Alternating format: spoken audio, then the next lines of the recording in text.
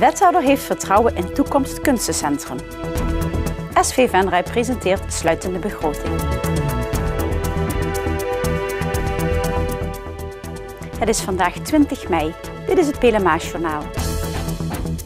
De sloopwerkzaamheden van de voormalige frituurzaak Anytime en het podium aan de Kruisstraat in Venray zijn na ruim 2,5 jaar van start gegaan.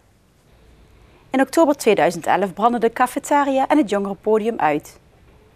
De brand ontstond in de frituren van de cafetaria. Tijdens de werkzaamheden wordt het gebied rondom de panden afgezet. De Kruisstraat is vanaf de Paterslaan tot aan de Pastoor Wijnhovenpark afgesloten. Het trottoir in het Kruisstraat blijft voor voetgangers wel begaanbaar.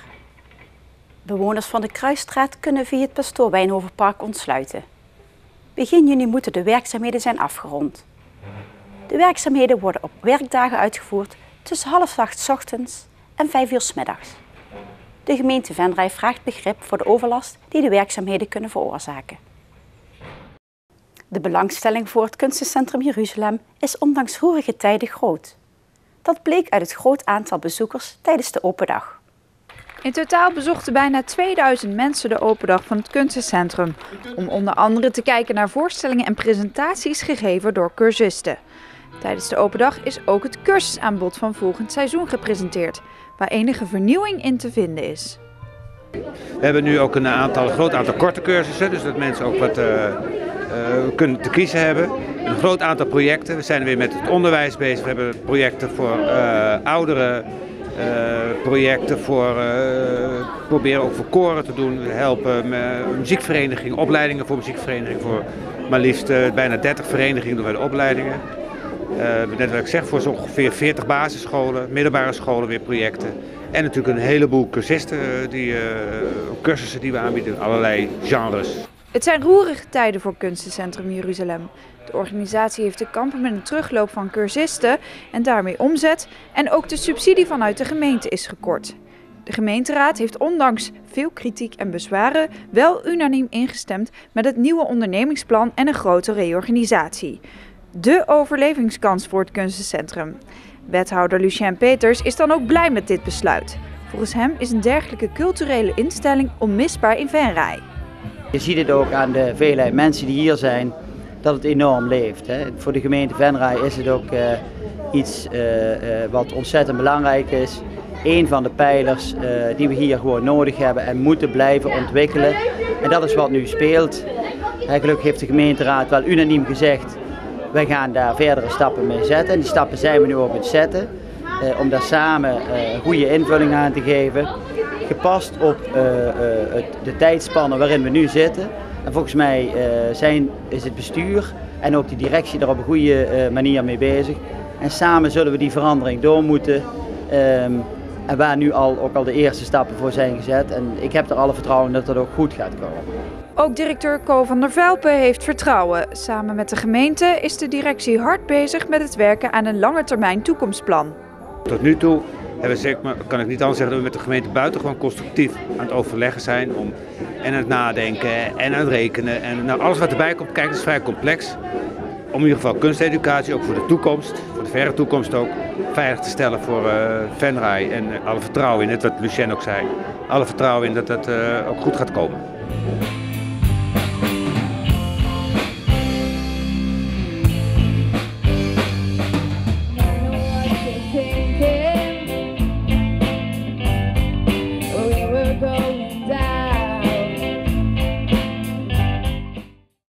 Een actie op speelboerderij Het Platteland in Veulen heeft zondag ruim €350 opgeleverd voor het goede doel Die Sterrenweg.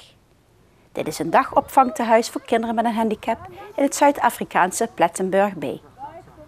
Samen met Eentje Jong uit Maashees had Dominique Wilschut uit Venray het initiatief genomen voor een dag voor het hele gezin. Op geregelde tijden gaven Wilschut, jongen en vrouwtje klassen yogalessen voor peuters, kinderen en hun ouders. De opbrengst van de entree gaat naar het goede doel Die Sterrenweg. Kinderen tussen 4 en 14 jaar met een ernstige mentale of meervoudige handicap kunnen in Die Sterrenweg terecht voor verzorging, ergotherapie en scholing. Tijdens de vergadering van SV Venray zijn gisteravond de uitslagen van het onderzoek naar de voetbalclub gepresenteerd in een rapport. Dit onderzoek werd gedaan door de commissie van wijze mannen die de oorzaak van de problemen bij SV Venray moest ontdekken. De problemen bij de voetbalvereniging ontstonden door financiële oneenigheid tussen de 3 takken die onderdeel uitmaken van SV Venray: de businessclub, het sportparkbeheer en de vereniging. Want mocht er nu geld van de ene stichting naar de andere worden overgebracht? In het rapport wordt nu gesteld dat de 3 stichtingen zich met hun eigen zaken bezig moeten houden. De adviezen uit het onderzoek moeten zorgen voor stabiliteit en duidelijkheid. Er zit bijvoorbeeld een advies in om te zorgen dat die 3 besturen hun eigen ding doen, maar dat ze wel met elkaar overleggen. Dat ze ook goede afspraken maken, dat ze die vastleggen in een convenant. Dat vinden wij heel goed, zo'n advies. Daar gaan we zeker mee aan de slag. En dat er ook goede controle moet plaatsvinden. Dat is ook een belangrijk advies. Dus dat is allemaal vooruitgang. Hoe gaat die controle plaatsvinden? Daar gaan wij de komende dagen over nadenken, de komende weken.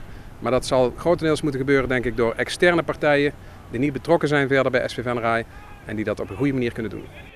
SV Venray presenteerde gisteravond tevens een sluitende begroting aan de leden. En met het kietspelen hoopt het bestuur de vereniging weer financieel gezond te krijgen. En dat wordt op 2 manieren gedaan.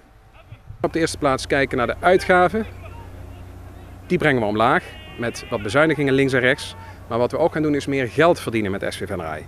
Meer geld verdienen met toernooien, met een voetbalweek, met een voetbalschool, met de kantine. Daar kunnen we volgens mij meer geld mee verdienen. Dus op die manier gaan wij die begroting weer kloppend maken. En waar wordt op bezuinigd? Dat zit hem in bijvoorbeeld vergoedingen die vrijwilligers krijgen, daar doen we wat aan. De trainer gaat wat minder verdienen van Heren 1. De spelers gaan wat minder verdienen.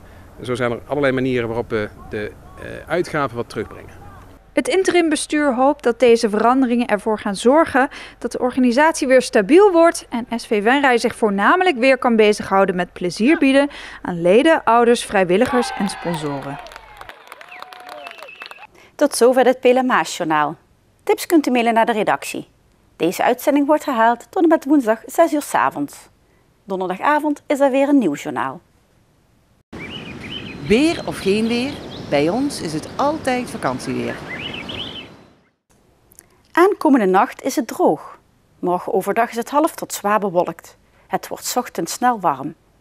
In de loop van de middag wordt het 28 graden. In de namiddag en avond vallen er regen- of onweersbuien. Bedankt voor het kijken en graag tot donderdag.